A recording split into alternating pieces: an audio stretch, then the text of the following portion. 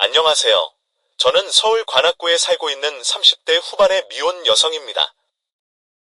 얼마 전, 30년 전에 잃어버린 여동생을 기적적으로 찾게 되었어요.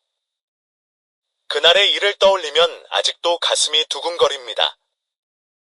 오랫동안 찾을 수 없을 거라 생각했기에 더욱 기뻤어요. 사실, 여동생을 찾게 된 이유가 정말 놀라운 일이었어요. 30년 전, 제가 8살 때 잃어버린 여동생을 찾은 건 예비 신랑과 결혼을 약속하며 예비 시댁에 인사를 갔을 때였어요. 그곳에서 우리 소중한 여동생이 식모처럼 취급받으며 노예처럼 부려지고 있었던 거예요. 그 생각을 하면 아직도 눈물이 납니다. 저는 젊은 시절 생활용품을 만드는 회사의 연구팀에서 연구원으로 일했어요. 여러 아이디어로 히트 제품을 만들며 능력을 인정받았죠. 연차가 쌓이자 제 이름을 걸고 직접 상품을 팔고 싶은 욕심이 생겼어요. 그래서 회사를 나와 사업을 시작했고, 많은 고생 끝에 나름 성공을 거두며 탄탄한 길을 걷게 되었어요. 자연스럽게 연애나 결혼은 뒤로 미뤄졌죠. 사업을 시작한 초창기부터 친하게 지내던 거래처 사장님께서 사람을 소개해 주셨고, 첫 만남부터 마음이 끌렸어요. 우리는 자연스럽게 연인 사이로 발전했고, 결혼을 약속하게 되었습니다. 그 사람도 저처럼 생활용품 회사를 운영하고 있었어요. 서로 사업 이야기를 나누며 힘든 부분을 공유할 수 있어 좋았어요. 결혼을 약속한 후 예비 시댁에 인사를 드리러 갔어요. 저는 부모님이 돌아가시고 혼자였는데 예비 신랑은 홀어머니와 결혼한 동생 부부와 함께 살고 있었어요. 예비 시댁에 가기 전부터 기대가 컸어요. 예비 신랑이 늘 저를 배려하고 챙겨주었기 때문에 시댁 식구들도 분명 좋은 사람들이라고 생각했어요. 하지만 시댁의 첫 인상은 정말 최악이었어요. 시댁 식구들은 저에게 친절했지만 예비 시동생과 결혼한 동서를 대하는 모습은 실망스러웠어요. 동서는 시댁 식구들의 수발을 들며 혼자 집안일을 도맡아 하고 있었어요. 남의 집 식모살이를 하는 것처럼 보였어요. 시댁을 나온 후 동서를 함부로 대하는 시댁 식구들의 모습이 마음에 걸려 예비 신랑에게 몇 마디 했어요. 동서가 고아라는 말을 듣고는 더욱 마음이 아팠어요. 30년 전 잃어버린 여동생이 떠올랐기 때문이죠. 부모님도 돌아가실 때까지 여동생을 걱정하며 그리워하셨고, 저 역시 단 한 번도 여동생을 잊은 적이 없었어요. 사랑스럽고 예쁜 여동생이었거든요.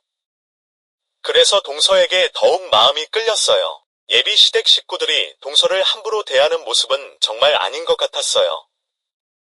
그래서 예비 신랑에게 말했어요. 동서가 고아라서 마음이 쓰였다고요. 예비 신랑의 태도는 실망스러웠어요. 동서를 무시하고 함부로 대하는 모습을 보니 그 사람과의 결혼을 진지하게 고민하게 되었어요. 얼마 후 예비 시어머니의 초대로 다시 시댁에 갔어요. 여전히 동서는 혼자 주방에서 일하며 저를 맞이하기 위해 분주하게 움직이고 있었어요.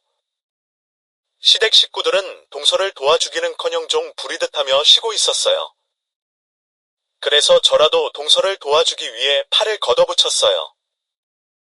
예비 신랑과 시댁 식구들이 말렸지만 제가 하고 싶어서 하는 거라며 말리지 말라고 했어요. 그날은 평소처럼 예비 동서를 도와 음식을 준비하던 중 문득 동서의 목에 눈에 익은 목걸이가 걸려있는 것을 발견했어요. 그 목걸이를 보는 순간 숨이 멎는 듯한 충격을 받았죠. 그건 어릴 적 잃어버렸던 여동생의 것과 똑같았거든요. 30년 전 외할머니께서 동생에게 선물해 주셨던 특별한 금목걸이였죠. 저는 떨리는 목소리로 동서에게 조심스럽게 물어봤어요.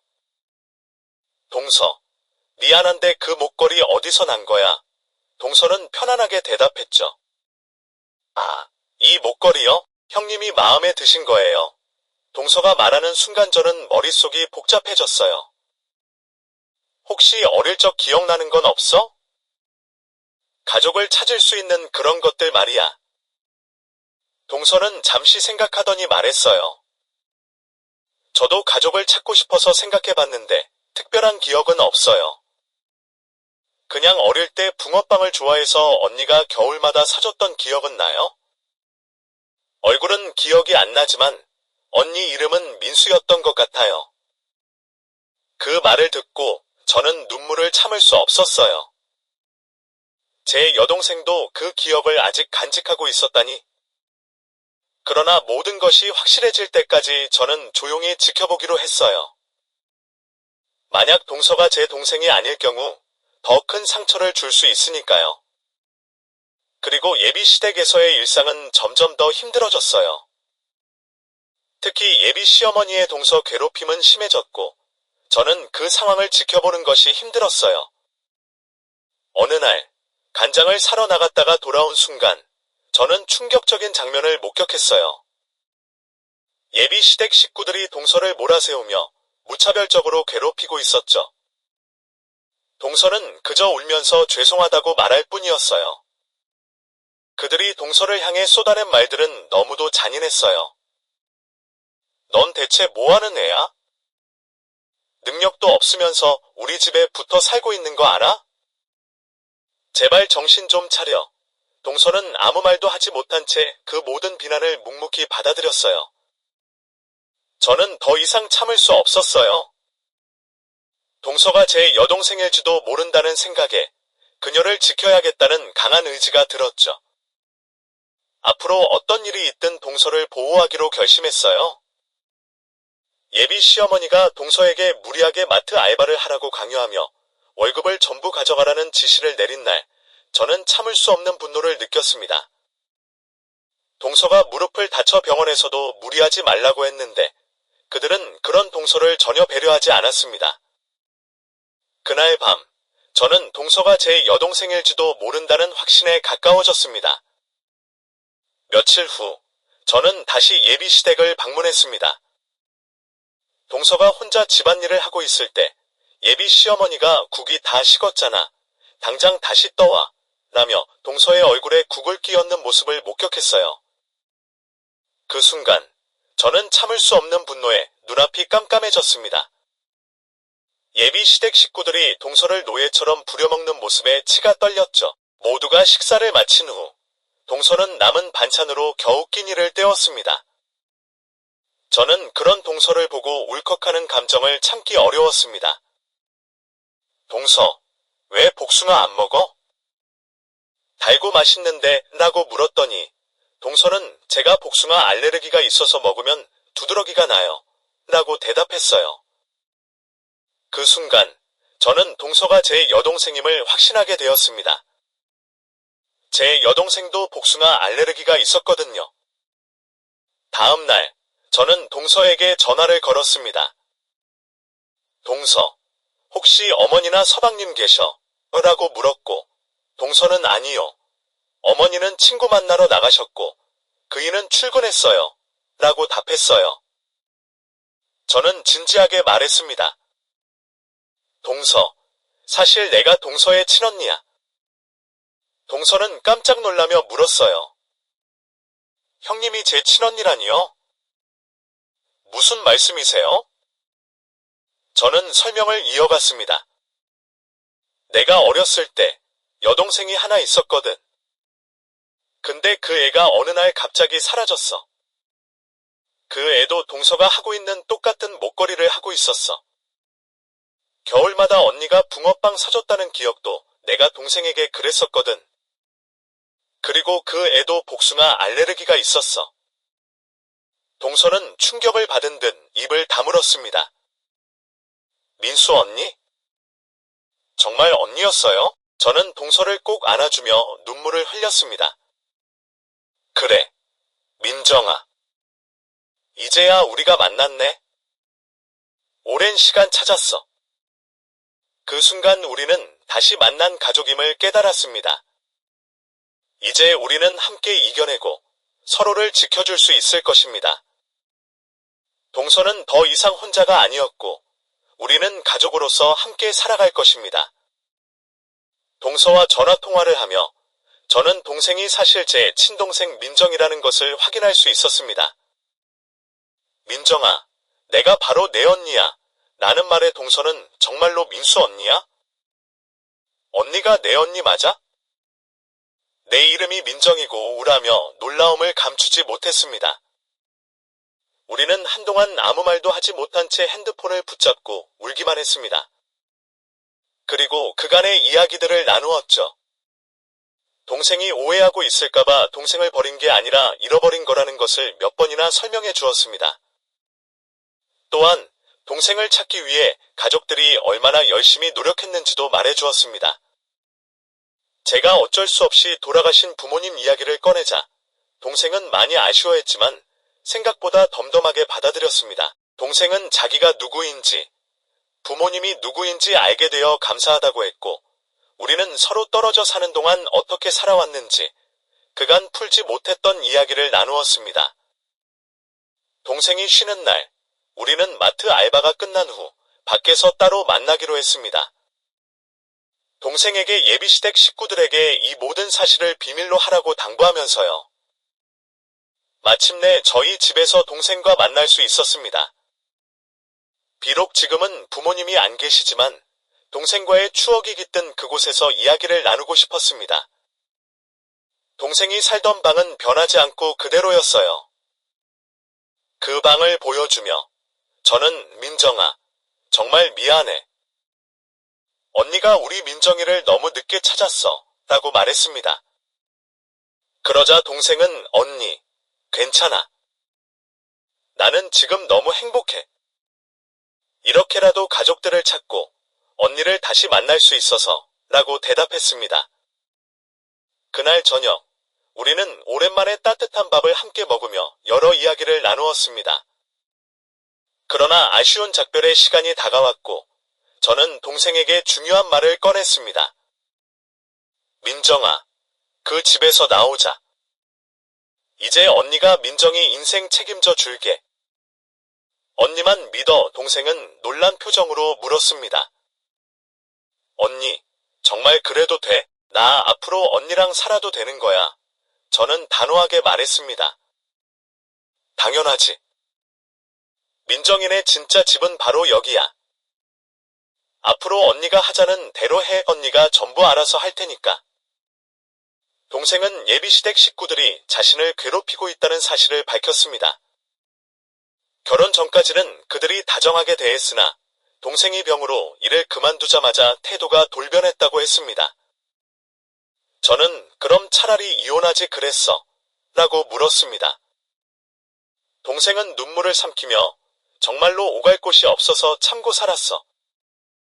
내가 모았던 돈들은 전부 시댁에 쓴 거나 마찬가지고. 정말 행복하고 싶었는데 그게 너무 어려웠어 라고 말했습니다.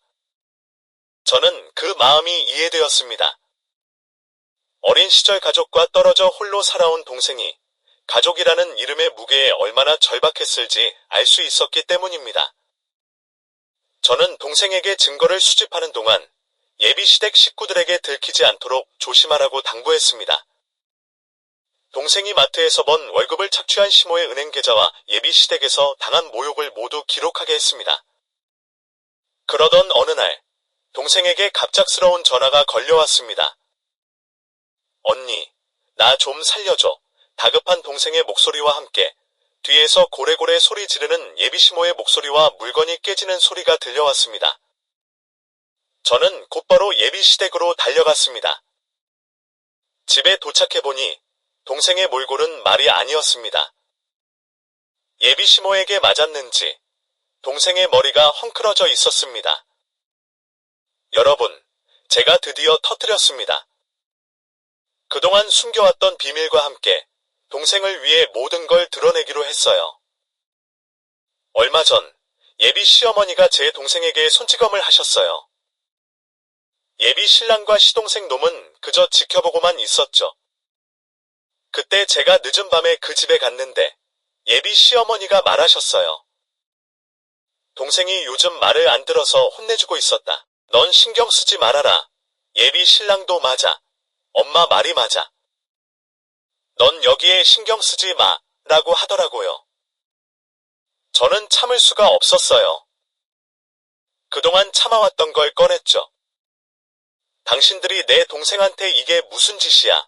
그러자 예비 시어머니가 놀라시며 물었어요. 동생이라니? 네가 무슨 말을 하는 거니? 그래서 제가 대답했죠. 당신이 때린 사람이 내가 30년 전에 잃어버린 내 친동생이야. 이제 너희 같은 사람들과는 끝이야. 예비 시어머니와 그 집안 사람들은 깜짝 놀라셨어요. 예비 신랑은 정말 미안해. 몰랐어. 한 번만 기회를 줘오라고 했지만 저는 단호했어요. 그만두세요.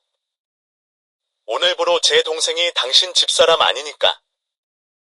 그래서 저는 동생과 함께 그 집을 떠났어요. 동생의 안전이 제일 중요하니까요.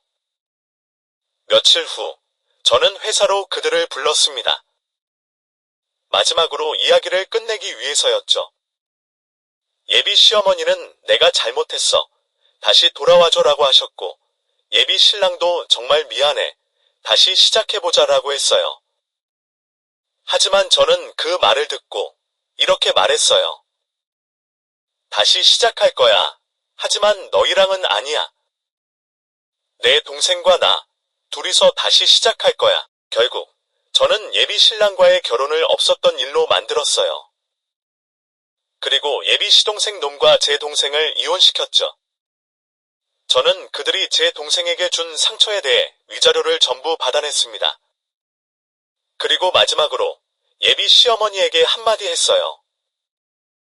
우리 동생 불임이라고 물어봤었지? 우리 동생 문제 없대.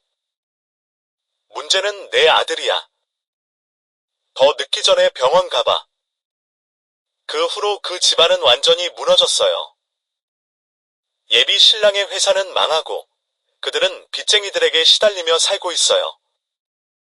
예비 시동생은 다시 찾아왔지만 제 동생은 그를 뺨 한 대 때리고 문을 닫아버렸어요. 지금은 동생과 함께 부모님 산소에 찾아가 그동안의 이야기를 전해드렸습니다. 동생은 부모님 산소 앞에서 서럽게 울었어요. 그 모습을 보니 이제야 마음이 놓였습니다. 그리고 얼마 전에 동생과 함께 유전자 검사를 했어요. 혹시나 해서 확인했는데 역시 친동생이 맞더라고요. 동생은 이제 늦깎이로 공부를 시작했어요. 사회복지사가 되어서 자신처럼 부모 없이 자란 아이들을 돕고 싶다고 해요. 저는 그런 동생을 응원해주고 있어요. 저는 동생과 함께 열심히 살아가고 있어요. 여러분의 많은 응원 부탁드립니다. 감사합니다.